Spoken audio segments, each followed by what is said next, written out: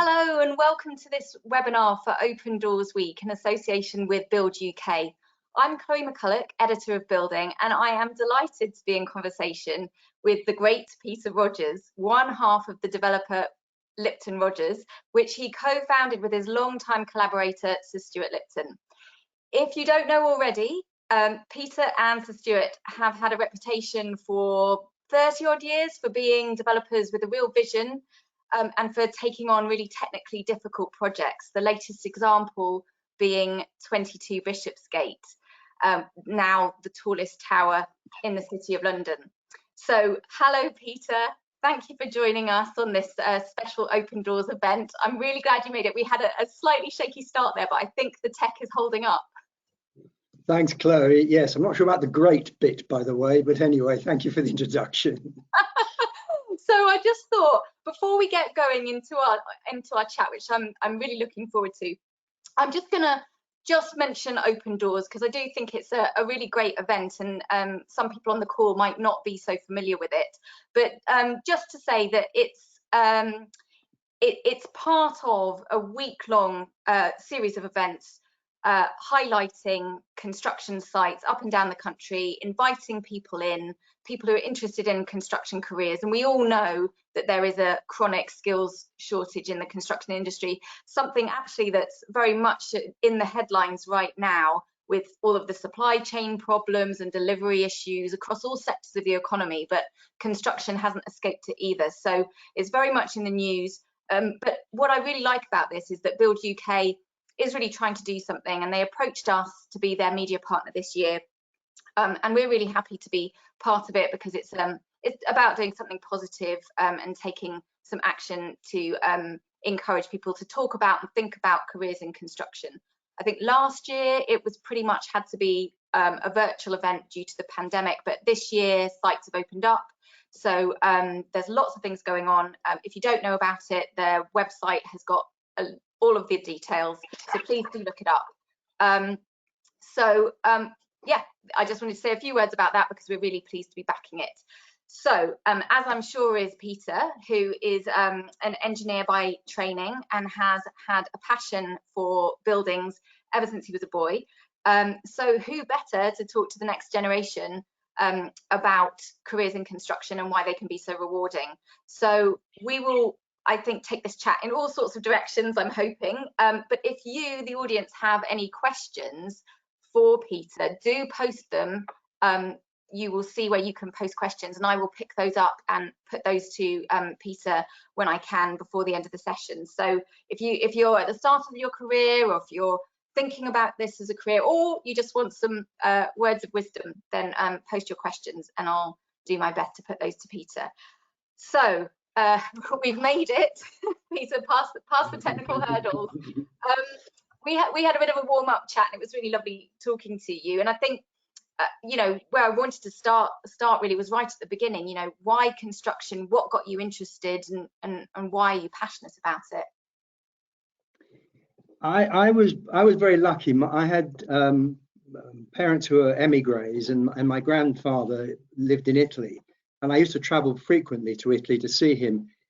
He worked for a large Italian insurance company that he was property director for, and he used to take me around his building sites. And this is probably when I was 5 or 6 years old. I mean, I was very small when I did it, and I loved it. I don't know, no idea quite what clicked me onto it, but like a lot of young kids, you get influenced by people and events. And ever since then, I wanted to build things. And I did a little bit at home. I was very good at DIY. I was your classic Meccano kid. And that led me through into construction, to the point, in fact, that my father was so worried that I was so besotted by it. He persuaded a friend to put me onto a building site when I was about 14, 15, and I loved it. In those days, you could get onto building sites when you were much younger than you can now. Health and safety didn't exist then. So I was put on site, and I had a great time. Got on very well with everybody, enjoyed it, enjoyed the combination of the building aspect, the physical aspect, but also the intellectual aspect, looking at drawings and speaking to people and understanding buildings. And in a sense, the rest is history. I went and did a degree, and here I am. So at this point, I'm just going to mention your famous big brother, because most people would think he was the influence in your life, but actually you're saying it was your grandfather. Yes, I mean Richard wasn't. Richard was 15 years older than me. He was into girlfriends when I was very young, and architecture sort of followed on. And although he was at university and so forth, he didn't really influence me because he wasn't into doing proper architecture at that point. He was still going through his university and so forth. So it was very much grandfather. Post that, Richard had a much greater influence. Once I was in the industry, obviously having a big brother who knew his way around was hugely helpful, and actually put me in the middle between engineering, which is what I did my degree in, and architecture, which of course is what he is. And that I think got me a much broader interest and experience. It wasn't just about building things, it was actually understanding how an architect designed a building and what made a good building, as well as a physical aspect of building. Okay, and did he or anyone give you any really sound advice early on in those days when you were thinking about what you were doing? Well, I mean, some of it is luck, actually. As I say, I was lucky because I was influenced to go onto site. I was put onto site by my father. My brother got me in front of one or two quite interesting, influential people that allowed me to talk to people, understand where the future lay. So yeah, it's fine. You go onto a building site and you have great fun building things, but what are you going to be doing in 5-10 years time? And that's valuable to talk to people. And it's one thing I've always done. If anybody wants to talk to me about working in the industry, I will always talk to them, and I will always try and get them a position on a site. Maybe just be a walk around the site, just so they understand, because I think early influence is fundamental, and early help of young people coming into the industry is equally fundamental. Beyond that, I just got on well with people. I mean, my parents were gregarious, they were very friendly, as emigres are. They'd had to work very hard and push quite hard to succeed. So I was brought up with a work ethic, and if you're willing to work on a building site, people respect you and are willing to work with you. So it may well be that work ethic, in a way, was probably the most valuable thing, and the rest of it was having a passion. And I've spoken to other people in the past, and even youngsters who you don't think are going to make it in the industry. And I've always been very honest to say, be careful. I don't think you really understand what this industry is about. Be considerate before you get into it, because getting into a job you enjoy, that's maybe the most fundamental thing. If you enjoy it, you'll do well. If you don't enjoy it, however clever you are, you'll struggle. And eventually you'll leave because it'll drive you mad. Yeah, and I think we were talking earlier when you were saying it's really important to have that exposure young to test out whether you enjoy it. But try it out, and if it's not for you, fine. But unless you try, you're just not going to know. Now, the building is one of the problems of the building industry. Everybody sort of thinks it's being a bricklayer or a plumber or doing one of the skilled trades. Yes, of course, that's an invaluable part of our industry, but it's also very wide ranging, because you've got all the technical skills, you've got all the engineering skills, you've got architecture, you've got cost consultancy. There's a huge number of different aspects of it, and they're generally not well explained. So this sort of building industry gets tipped into this bucket of it's done on site. Well, it doesn't have to be done on site. It's wide ranging, very difficult. And my experience is even careers advisors are not that clear what it is. I mean, there is still a tendency in our industry to say, if you don't pass all your exams, you're going to end up working on a building site, which is a balmy thing, because working on a building site is enormously rewarding, and actually, depending on what you're doing, enormously skillful or intellectually very powerful at the end of the day. And for me, one of the beauties is the range of people you deal with. Yeah. Okay. Well, look, we'll come on to the range of opportunities out there, but I just want to stick to your experiences first and right. What it was like for you. Obviously, the industry's changed loads, but when you started out, what do you most remember about your early career? Well, maybe health and safety, having just mentioned it earlier, is probably the biggest single change. I mean, when I started off, the death rate in the industry was appalling. I mean, you were losing certainly a person every day of the week of the year on building sites, probably more like two. And I have experienced over that period some major injuries and some deaths. Not something I have experienced probably in 20 years since, in the last 20 years. And that is one fantastic improvement in our industry. The health and safety aspects have improved. People have recognized that you cannot expect someone to come to work and risk his life. It's her right. It's absolutely wrong. And that's probably the single biggest positive change. On the other side, I mean, obviously technology has moved forward. Computers have come to the fore much more. I mean, when I started off, my early engineering days, my computer was basically a very large, posh calculator, and it probably did. And what it did less than most calculators do now, and it was a very big box. So yeah, you know, technology's moved on and helped us.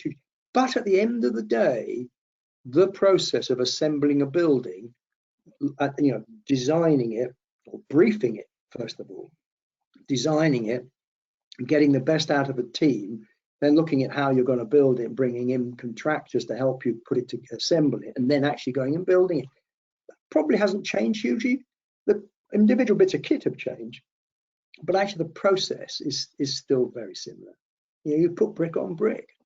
And we make it more complicated, pretending that house building is different from civil engineering, is different from road engineering, is different from office building. Actually, it isn't. There are specializations, of course, but broadly, it is. You know, it is still that same intellectual process of designing, building, managing. And I suppose one aspect of the construction industry that's quite unique, really, is that every building you're bringing together a new team. So you reform a new team for every building, don't you? We try not to. We will always try and use, you know, we might introduce a new member of the team, but we'll always try and keep the other 2, 3, 4 members of the team, ones we've worked with before. We like repeat business. People understand us. You know, you can short circuit the discussions in the early days because people know where you're coming from. They know the sort of things you want. And by having 2 or 3 existing members, they can help the new member come to the table and understand what's going on. Yeah. But yes, the intellectual challenge of dealing with different people, and obviously the building is different each time, the planning process is different each time, the site is different, therefore the building constraints are different. The shape of the building is different. I mean, you know, I've gone from building 22, which is the tallest office building in the city, to residential building. So, you know, there's a big range of things you can do. Yeah, and you've talked about how much the industry's changed. Is there anything that obviously a lot of things have changed for the better, health and safety definitely being up there, but anything that you miss from the way things were done, or you think that we could be in danger of losing as we focus on ever more on digital skills? I think the industry has become massively bureaucratized. We are becoming more and more paper pushers. And even health and safety worries me because it's become much more of a paperwork exercise rather than it being part of everybody's daily action. You walk on site, you should think what you are doing, not whether you have filled in the right piece of paper before walking on site. You may well have to fill in the right piece of paper, you know, and there are many occasions when having a very clear methodology of how you're going to do something is important, but don't let the paperwork overcome the common sense, and that does worry me. And the de-skilling of our building sites, there are too many managers and there are not enough really skilled builders who understand how the building comes together. And that's where risk is introduced. Once you get bureaucrats running building sites, then you have risk because they don't necessarily understand what they're doing. So that's a plea really to skill up the next generation to really understand how buildings are put together. Yes, and I think actually partly a problem with our degrees, which are, well, no, just going back a pace, traditionally, the guys that ran sites tended to be the carpenter or the bricklayer because they'd gone through a formal apprenticeship. They knew how to set up outbuildings. They could do maths. They understand calculations. They were technically savvy and they knew how to put a building together. Those people have tended to get sidelined and have been replaced by graduates with very nice titles in many cases, but not necessarily very much building experience. And they may be good at the theory, but the practicality at the end of the day is fundamental. And that does it does worry me. And I think we need to find a way. Well, I've always been keen on encouraging vocational skills. It's a very narrow thing for me whether you have to get a vocational skill or a degree. They are different. At the moment, one is seen as superior to the other, and that's wrong. Yeah, yes, we need to redress that imbalance there. Okay, so I just wanted to go back to some highlights for you. So projects that you've been most proud of. I mean, I've worked around the world a bit, so I was unusual in that I moved jobs quite frequently to work on different types of projects. So I spent some time in the Middle East working on an airport, and perversely, what I am proud of there is a massive negative. I resigned the job because I thought it was structurally unsound and I couldn't persuade anybody with the problem. Being Saudi Arabia, it nearly ended with me in jail, but it had the due effect of bringing the job to a halt. A new engineer was brought in who confirmed that I was right. It had been built wrongly. The contractor had precast a lot of the elements and not connected them properly. And an airport, you've got a risk of a column being knocked out and the whole thing falling down. And obviously there's a lot of people inside the building. So that was a positive. I loved working in America. For amusement, I worked on the first Trump Tower in 6th Avenue and actually met Trump. I mean, this is 1982, I think. But I love working. I mean, Americans have a very can-do approach. And in those days, they were very skilled on site. The sites were generally run by skilled tradespeople, and the bosses stayed in head office. So that's quite good. The degree boys were in head office, and the guys on site were good builders. So that was always an interesting contrast. We've got to rewind there, Peter. What was Trump like? No different to what you see now. He was a bully then. He used to come on site, instruct people to do things, rude. I'm afraid he hasn't. Well, the little I saw of him then, remember I was relatively junior. He was impolite to me when I met him. I was introduced to him, and he wanted what he wanted, and that was the end of it. Yeah, yeah, and just that point on Saudi Arabia. I mean, that sounds like a big moment in someone's career. I mean, how old were you then when you had to sort of make that stand? That's a tricky question. I guess I was probably early 40s. No, I must have been younger than that. Late 30s. Yeah. So there are times when you have to be brave and stand up for what you think is right. I was doubly as I was the RE on the project, and I was on my own. So it was, and I had my wife and kids out there. So it was quite, you knew you were getting in trouble. In Saudi Arabia, you have to have an exit visa. You cannot leave the country without having a permit. The exit visa has to be signed off by your employer.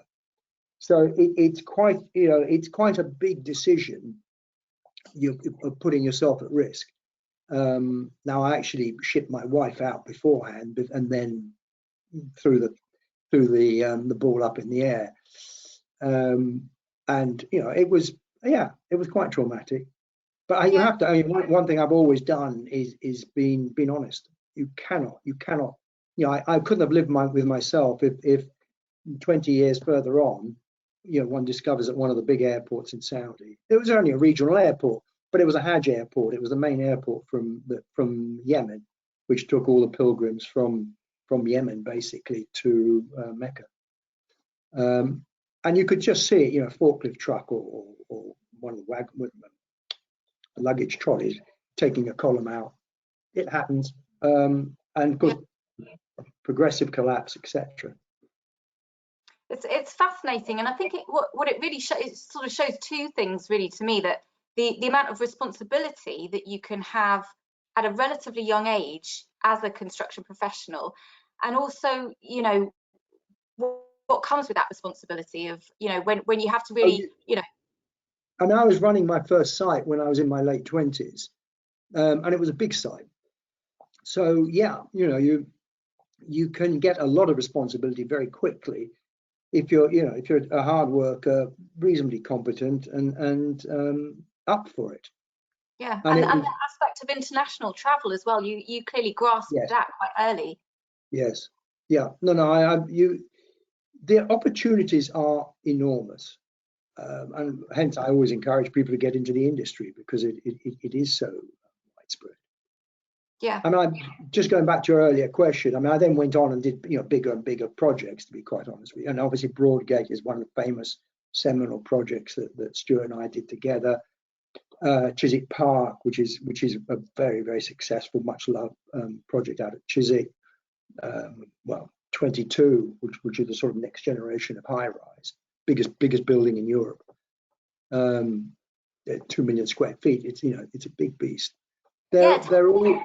Tell us more about 22, because it's got all sorts of, you know, it's going to be exciting inside, and has that changed slightly during the do you sense what tenants are looking for from office space slightly changing because of the pandemic, or you know, or has that building sort of the vision for it stayed the same throughout? The vision has stayed the same.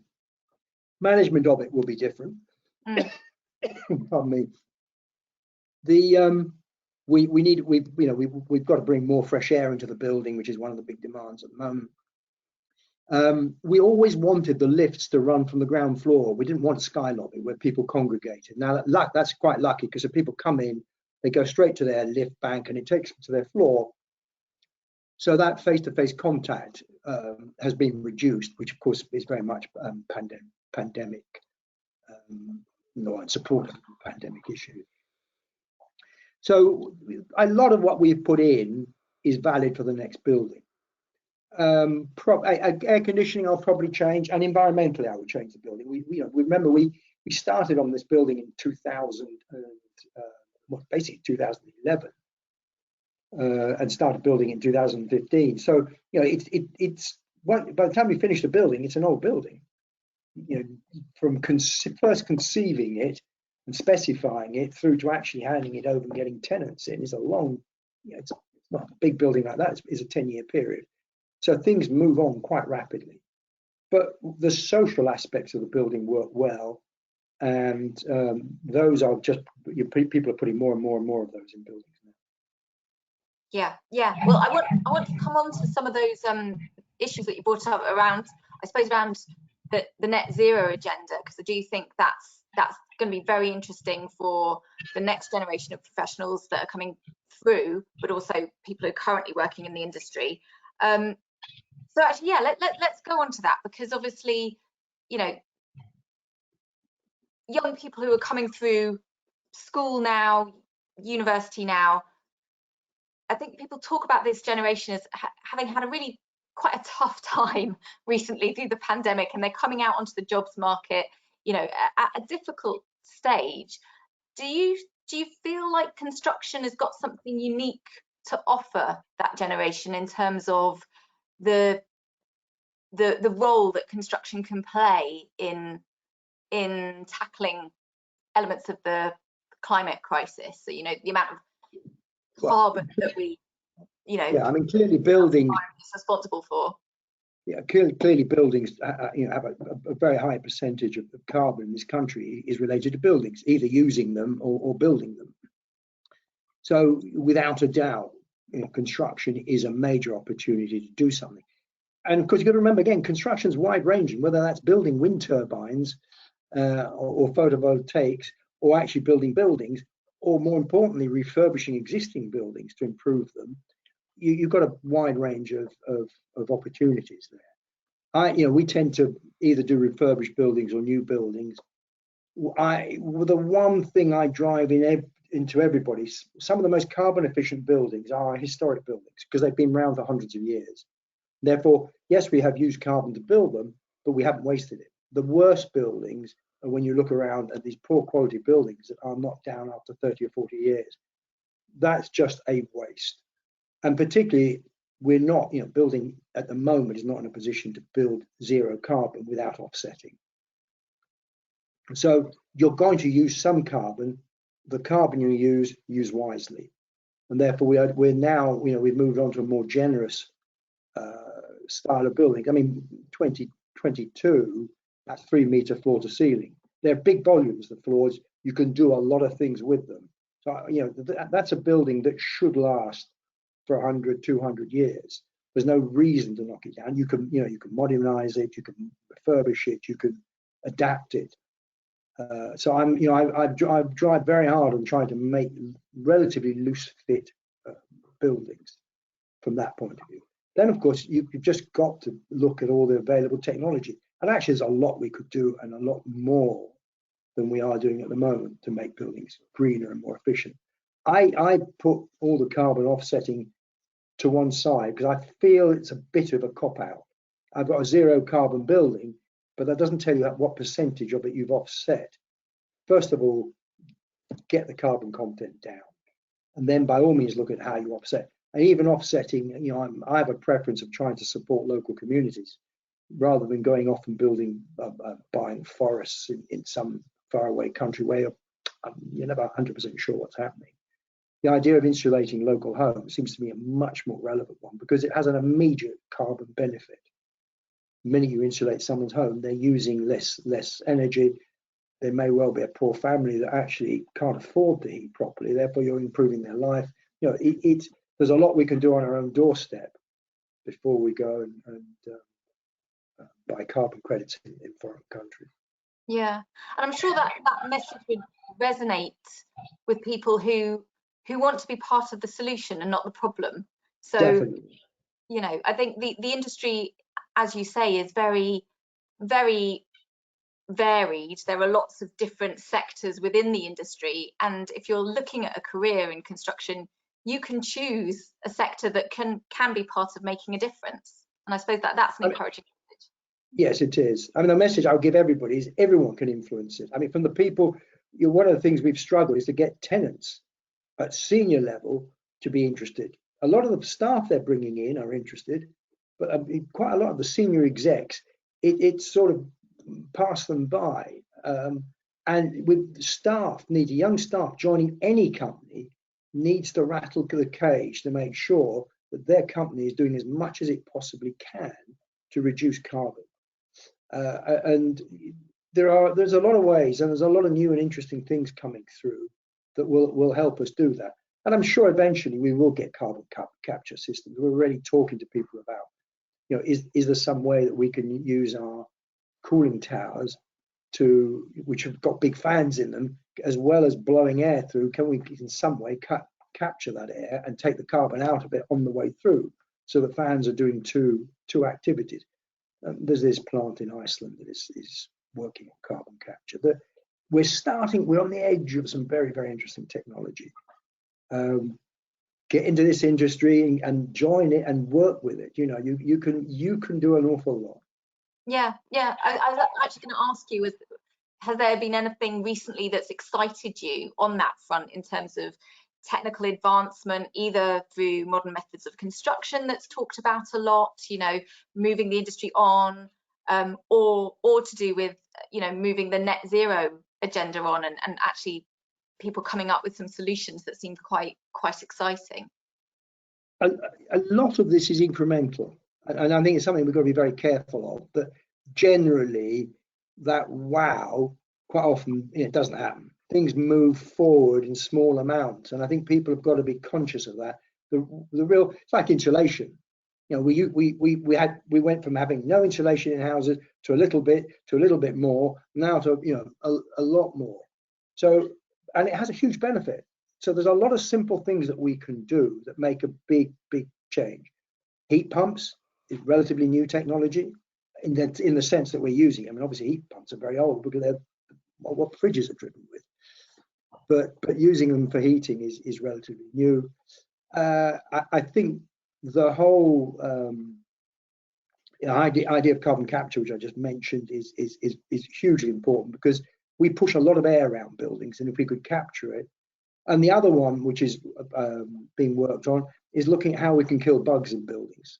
You know, again, COVID is all about being transmitted in air. It's, you know, the droplet argument, the 2 meter distancing is probably not the big issue. The big issue is sitting in a room where the air starts to go stale, and you've got somebody got COVID. Well, after a couple of hours, and 2 or 3 hours in a room like that, you'll catch COVID. So getting air out of rooms, ventilation systems, treating that air is another very important aspect of it. And I would think vital for increasing the confidence about going back to the office. Yeah, absolutely. And I think you can see, I mean, there are systems already out there. Not all of them as effective as one would like. I mean, I think you've got to be a little bit careful of some of these snake oil salesmen that persuading they've got lots of magic toys that work, but they don't really. So again, we've got to be, you know, we have to be cautious in our industry, because we knee-jerk answers. And you know, there was a period when every building, the planners wanted every building to have a wind turbine on the roof. Of course, they never worked properly, so they had to all be taken off. You know, there's been periods, biomass, huge enthusiasm for biomass. I mean, even to the point I had an argument with a senior planner who wanted to ship wood chip from Canada. You know, it just beggars belief, the logic of it. It might give you a short-term carbon hit, but in the long term, it's not sustainable. CHP, the numbers of buildings that have got CHP, now all of a sudden they won't realize it's the wrong answer. But we've wasted a lot of money and material in putting these you know, biomass boilers, CHP boilers in buildings. And they haven't moved us forward much, because the scale of new buildings is not the big issue. It's retrofitting all the existing buildings. It's the real. Yeah. So the danger is that we jump on another bandwagon and it doesn't actually get us anywhere. Absolutely, it looks good, but make sure it is good, and make sure it's got longevity. It needs to last for years, not the latest fashion. Yeah, absolutely. Okay, just to go back to you a bit more. I know you've got 2 adult sons. One has gone into the industry and one hasn't. Can you talk us around the conversations that you had with them as they were deciding what their future was going to be?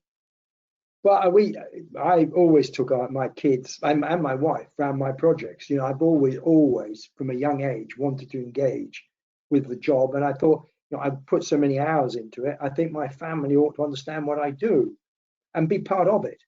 And in fact, on Broadgate, when we had our first baby, you know, one of the office managers there still recounts how she held David when he must have been about 3 months old when I came onto site with him as a baby, and Barbara, one of the site functions.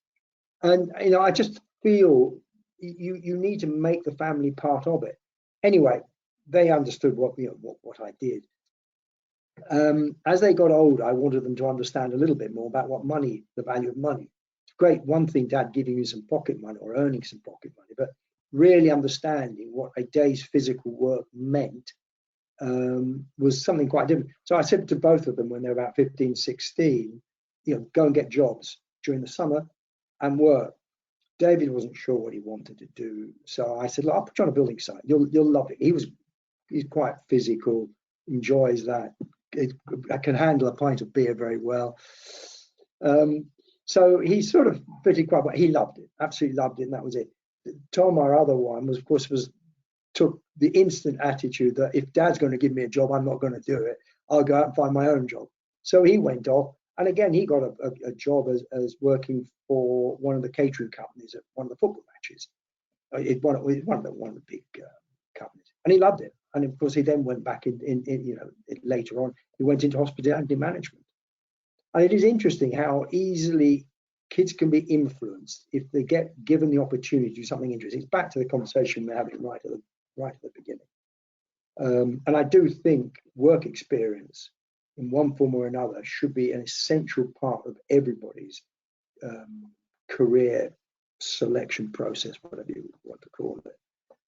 because I just feel a lot of industries are misunderstood. I mean, you know, some people know immediately they want to be a lawyer or an accountant or a doctor. That's fine. But the building is much more complicated, and there's a lot of industries that are probably less easy to understand unless you're physically in them. Yeah, and like you said, careers officers just don't even know half the jobs that exist in the construction. No, and I mean, I mentioned it earlier. Absolutely, and I think I mentioned it earlier. I think there's a lot of careers officers who see construction as a position of last resort, and certainly for women. You know, most people, it's too dirty, it's too dangerous. It's nonsense. I mean, actually, even on site is no longer like that. But if you don't want to work on site, and I have some sympathy if people are a bit more worried about working on site, then you know, there's tons and tons of skilled jobs through the industry that people can do. I was one of the first. I think I was the first agent for the contractor I worked to employ women on site. These were graduates who were coming, you know, to spend 6 months learning, and it was brilliant, absolutely brilliant. It changed the culture on site, and I've always tried to have women mixed in, you know, in my teams, because the balance, you know, it's a normal balance, and this idea that one group part of society can't do something is a complete nonsense. Yeah, absolutely. So join in, come and join in the industry. Yeah, that's good call to action. And for you and your career, how have you maintained doing what you're passionate at? Because people often kind of get promoted or moved sideways. How have you kept your drive and stuck at what you enjoy? Well, one thing funny enough, is probably America where I saw it most. In America, the best builders were kept on site. They were promoted on site. They were given very high wages. I mean, quite honestly, the guys that ran the bigger building sites were probably paid as much as the main board directors were, because the company realized that your value lay in building buildings. That's what you were good at. Don't promote you into something else that you probably will enjoy less. And there is a tendency in this country for promotion to have a very fixed, rigid ladder that you have to get up. So if you want to earn more, if you want to get the right title, you end up having to go into head office, which I think is a huge pity. It's a mistake. And I've always worked very hard to try and stay at the end of the industry that I enjoy, and make sure I employ people around me that are good at the other things. You know, running an office, you know, we have a managing partner that runs the office. Neither Stuart nor I are particularly good at managing those sorts of processes, and there's quite a lot of bureaucracy involved. But there are people who are very good at it who enjoy it.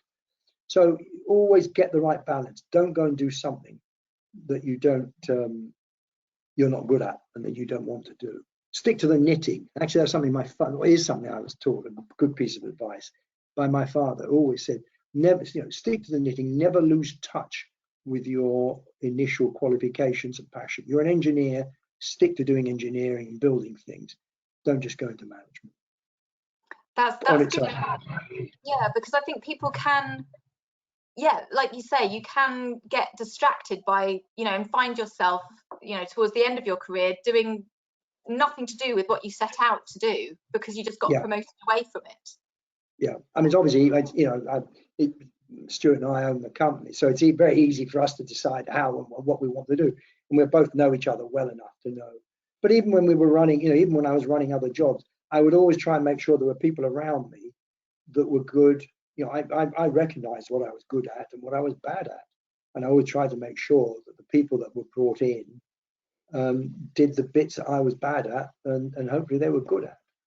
So you get that balance of a team, which is what makes teams successful, of course, because if you've each got a real role, because you're good at something and the other people aren't good at it, then you've got a happy team, because you've each got your own patch to run, and when you well work together, then you've got a nice unified team. Having said that, have you found that, you know, given technology has moved on so fast, even in just the last 5 years, have you found yourself picking up new skills, learning new things? Well, on the basis that I struggle to get this seminar system to work? I think the answer's got to be no. But yes, I mean, quite clearly, the amount of work I now do on Teams, which I enjoy, I'm not very particularly brilliant at handling the computer, but I can make it work now. I'm always inquisitive, and I think the most important thing is to remain inquisitive. You learn something new every day, particularly in terms of products and technology and ideas. I have a son I have an much older son from the previous marriage, who's a computer whiz kid and is actually a very, very senior computer security expert. When I see him working, I ignore computers. There's no point even pretending you know what you're doing when you see someone like that who handles computers just as you would handle, or I would handle a knife and fork. I mean, he was born to it. So but again, there are specialists out there. Get the specialists in. You don't have to learn everything. What's really important is that you know enough to ask the awkward questions. And I've always said, I'm getting on a bit in age now, but I've always said, once I can still go into a meeting and ask questions and look at the blank faces and know I've asked a question people either don't know the answer or hadn't thought of, I'm adding value. The day I start repeating myself, I hope I haven't done it today, I'm out. Absolutely, no, you have not repeated yourself at all. It's all been really interesting. I'm going to finish off then with just a question about the future, because I think when I last interviewed you about 4 years ago, I dared to raise the prospect of retirement, and that was batted off fairly quickly. Do you feel that you've got more drive, more to give, more buildings to do? Do you still feel like, I think you said to me you'd be taken out feet first rather than retire? There's two sides to that. One is, I think the brain is a muscle. You've got to keep using it. So you can, some people go off and do late life degrees and things of that nature. That's great if you're that way inclined. I love building, and building changes on a daily basis. Each project is different challenges, different things you've got to do. So I'm loath to give it up. It keeps me alive, and at the end of the day, I can still add something to it, and I can learn something from it. And whilst I can do that, I'll carry on. I take longer holidays. I come home early sometimes. I'm doing this call from home, as you can see. I was in the office earlier, but I thought, I'll come home, have a cup of tea with my wife, come and get on this call. So I can lead a bit more of a mixed life now than I used to. And I have to admit, that is one of the great things that has come out of the pandemic. But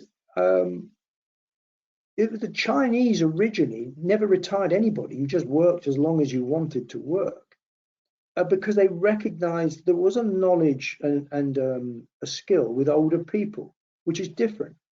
Probably the one thing that you have to remember as an older person is not to turn around to the younger generation and say, oh, I've tried that, it doesn't work, because it may well work now. What didn't work for me 10, 20 years ago may well work now. So you have to zip it every now and then when you're about to say that. Well, let's hear how you're going to do it. If they're going to then approach it the same way as you did, you're probably quite right in saying careful, because that didn't work. But because quite often they come around and say, yeah, but we can do this and this and this. Ooh, right, that's an interesting. So you do have to be maybe a bit more politic. Well, I do, sorry. I'm a bit prone to leaping in with both feet. Well, look, thank you so much, Peter. I think it's just been really interesting to talk about your career. It's been a very long career. There's so much more that you want to do, which is really wonderful to hear, and I think really encouraging for people who hopefully are on this call thinking about how their future might pan out in this industry, because it is so varied and there are so many opportunities. So I think it's been really encouraging to hear what you've got to say. So yeah, I mean, I have fun. I think for me, whatever you do in life, have fun. And this is a great career to have fun in. Join it now. Well, that's a wonderful way to end. So I'm going to just say thank you so much to you, Peter, and also thanks to Build UK that helped us set this call up and who are hosting Open Doors Week. So if you can get along to one of those sites, please do. But I think quite a few of the events are going to be recorded. This has been recorded, so will be available later for people to view. And yeah, just good luck with the week. Hope it all goes well. And as ever, Building loves talking to Peter, so we hopefully will meet up again soon. Indeed. Thanks, Chloe. Thanks very much. Thank you so much. Bye. Bye. Bye.